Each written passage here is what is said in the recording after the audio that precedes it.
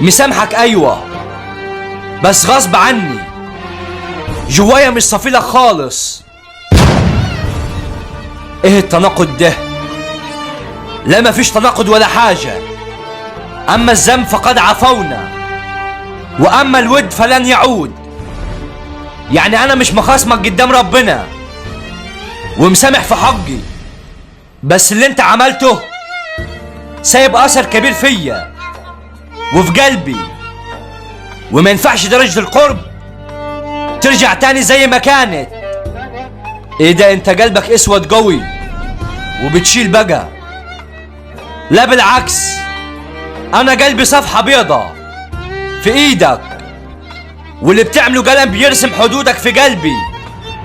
قلبي مش شايل منك، هو ماشي ورا التحديد اللي انت رسمته فيه، وكان اقصى مناه ان الصفحة تفضل بيضة زي ما هي، ما تحطش فيها قلم.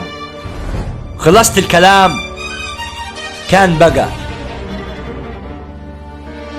رائد عادل الاسيوطي. خلص الكلام.